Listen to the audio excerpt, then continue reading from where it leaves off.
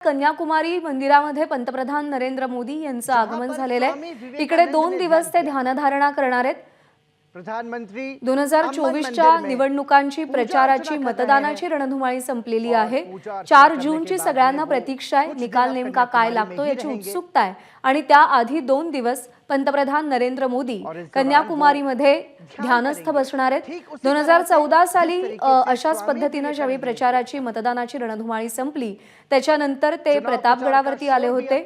छत्रपती शिवाजी महाराजांच्या पराक्रमाचा त्यांनी इथे माहिती जाणून घेतलेली होती आणि त्यानंतर 2019 मध्ये त्यांनी बाबा केदारनाथांचं दर्शन घेतलं आणि तिथल्या गुहेमध्ये ध्यानधारणा केली होती, ज्याचे फोटोज ज्याचे व्हिडिओ खूप मोठ्या प्रमाणात समोर आले होते। आणि आता 2024च्या प्रचाराची निवडणुकांची मतदानाची रणधुमाळी संपल्यानंतर स्वामी विवेकानंदांनी जिकडे ध्यानधारणा केली, जिथे ध्यानस्थ झाले स्वामी विवेकानंद, तिथे पंतप्रधान नरेंद्र मोदी पोहोचतायत आणि इकडे 2 दिवस ते ध्यानधारणा करणार आहेत।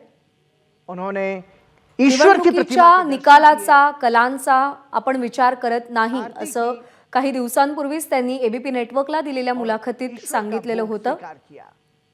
इसके बाद प्रधानमंत्री या निकालाला सामोरं जाण्याआधी पंतप्रधान नरेंद्र मोदी केरळमधल्या कन्याकुमारीमध्ये दाखल झालेत। अर्थात 2024चा हा गड सर करणं भाजपसाठी खूप मोठी गोष्ट आहे। और हमारे सहयोगी सुधीर यादव कन्याकुमारी से हमारे साथ जुड़ चुके हैं। एबीपी माझा, उघडा डोळे बघा नीट।